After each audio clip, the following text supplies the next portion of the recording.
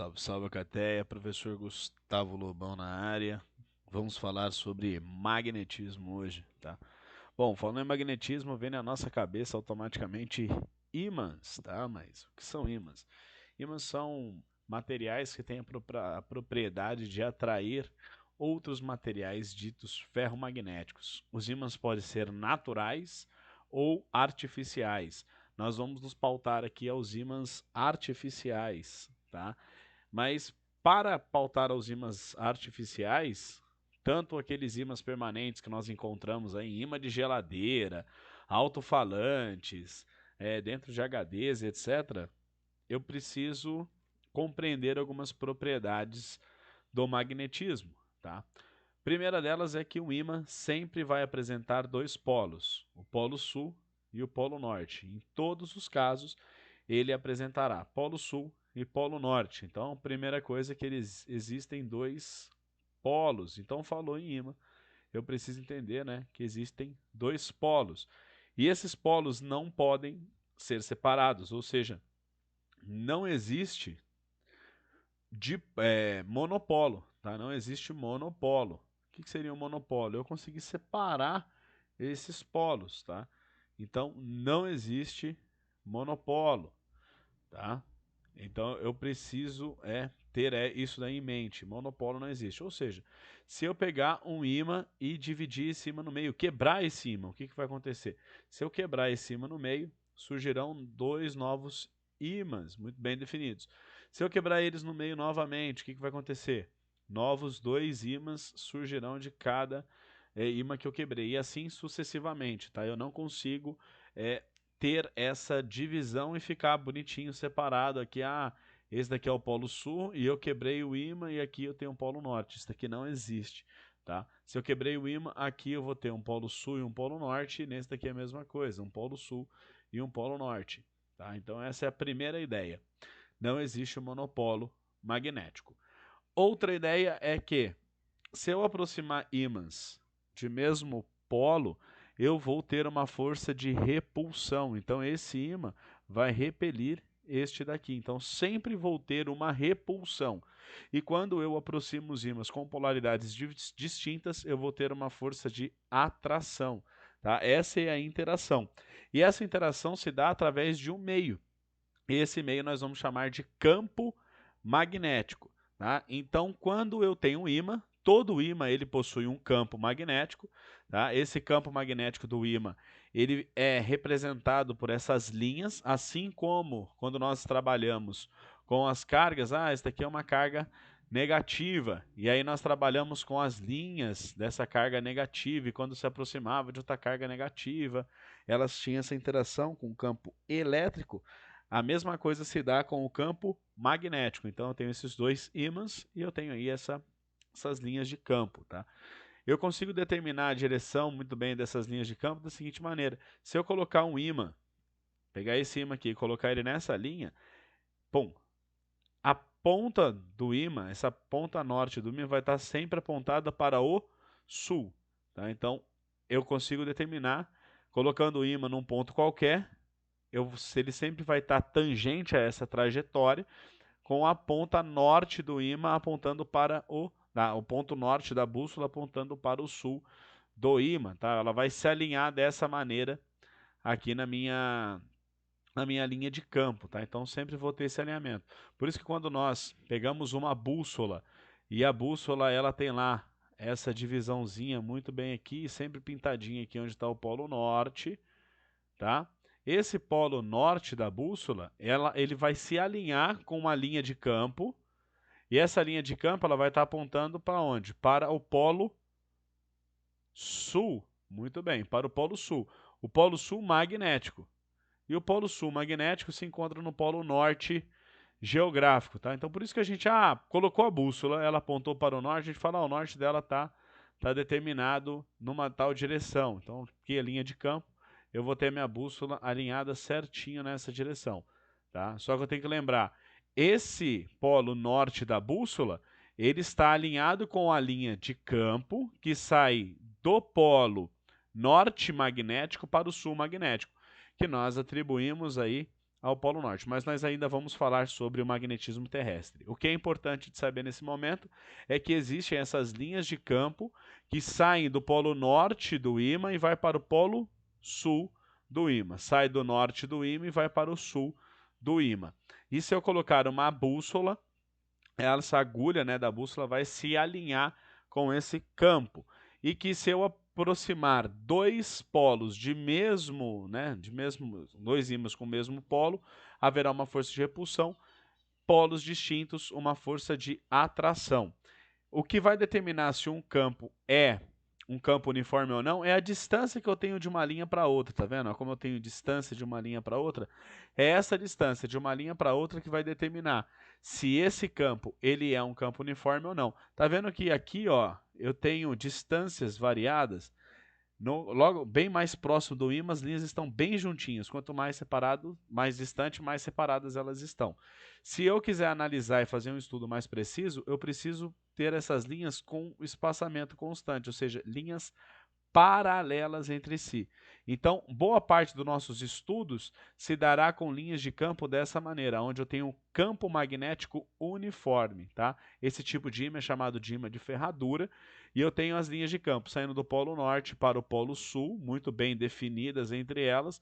Então, observe se eu colocar um ímã tanto no P1, P2 ou P3, eles vão se alinhar certinho com a linha de campo, porque não é tangente a trajetória, tangente, a tangente de uma reta é essa linha paralela a ela, tudo bem? Então eu tenho o P1 apontando do norte para o sul, P2 do norte para o sul, P3 do norte para o sul, todas elas de maneira uniforme e constantes. Todos esses ímãs que nós vimos são ímãs artificiais, tá? Então eu tenho um ímã artificial nesse caso, porém é um ímã que nós vamos dizer que ele é permanente, tá? Então esse ímã aqui é permanente. O que seria um ímã permanente? É um ímã que ele sempre tem a polaridade norte muito bem definida, sul muito bem definida. São ímãs que são feitos de maneira artificial. Tá? Eu vou deixar um link aqui de um card do Manual do Mundo que o Iberê ele mostra como que é fabricado esses ímãs. Então eu vou deixar um card aqui em cima para que vocês possam dar uma olhada nesse vídeo.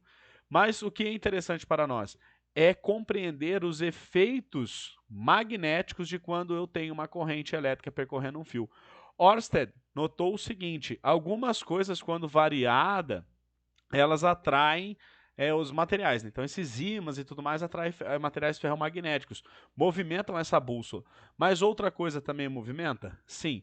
Ørsted notou que quando eu tinha uma corrente elétrica, né, quando você tem uma corrente elétrica, ela percorrendo um fio condutor, gera-se ao redor dela um campo magnético, tá?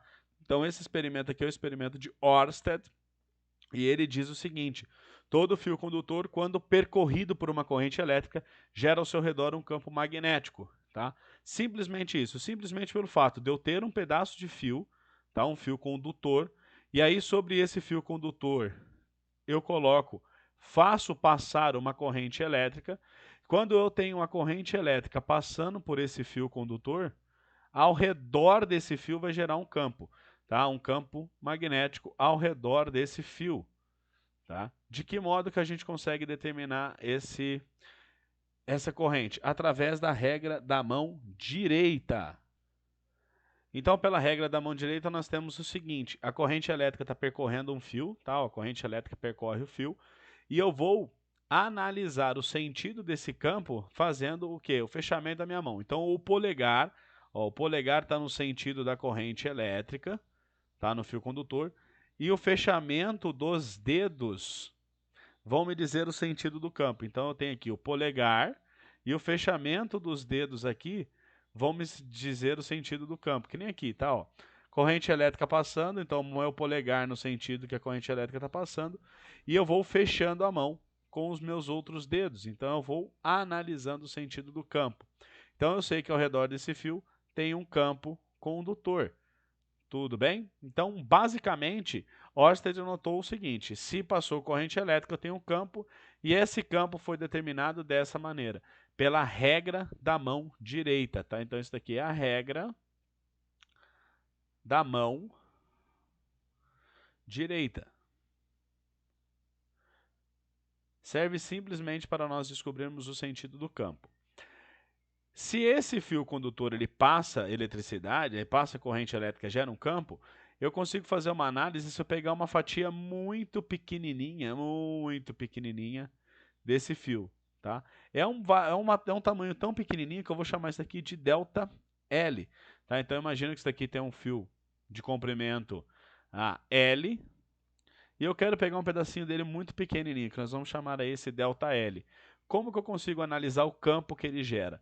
Essa daí é a lei de Biot-Savart, tá? A lei de Biot-Savart, ela serve só para a gente entender o comportamento. E ela diz que é o seguinte, que a variação desse campo, né, é dado por μ0 vezes a corrente elétrica vezes esse comprimento ΔL vezes o seno de alfa.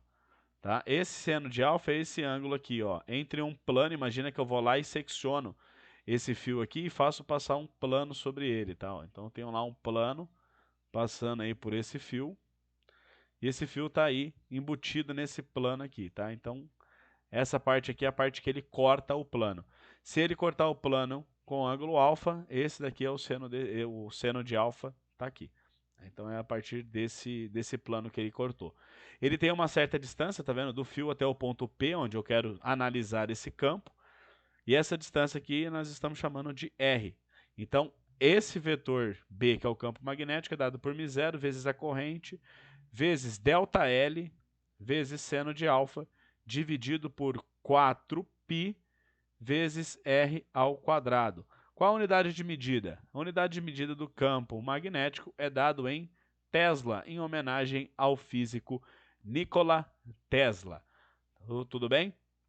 μ0 é a permeabilidade magnética no vácuo e tem um valor muito bem definido também, que é o que nós vamos utilizar para fins de estudos nos próximos vídeos sobre magnetismo. Tá? Eu tenho que μ0 é igual a 4π vezes 10 a menos 7, e sua unidade de medida é Tesla metro por ampere. Tá? Então isso daqui é a equação, esse daqui é o μ0 que nós estamos utilizando na equação de Biot-Savart. Ao longo do curso nós não vamos utilizar muito a lei de Biot-Savart, tá? A lei de Biot-Savart é para entender o comportamento desse campo magnético no infinitesimal desse fio condutor por onde está passando a corrente elétrica aí. Mais para frente nós vamos compreender e estudar outras leis, que é o comportamento desse campo, né? O valor desse campo magnético em uma espira, em uma bobina, em uma solenoide ou até mesmo em um fio retilíneo, aonde eu quero descobrir o valor do campo nesse ponto aqui, por exemplo. Como que eu consigo descobrir qual é a intensidade do campo nesse ponto? Tá? Então a lei de Biot-Savart serve mais para entender como que é o funcionamento numa parte infinitesimal, por isso que nós utilizamos o ΔL, tá? Que seria um dl, matematicamente falando, aí é um infinitesimal dele, tudo bem? Então a parte mais importante dessa aula é compreender que se eu tenho um fio condutor e por ele passa corrente elétrica, sempre haverá o surgimento de um campo magnético ao redor dele. Esse daqui é o princípio mais importante e é o princípio que eu quero deixar claro nessa aula. Tá joia? Espero que tenha ficado claro. Qualquer coisa, só entrar em contato. Pode adicionar no WhatsApp, no Instagram aí. E tamo junto. Falou, tchau, tchau.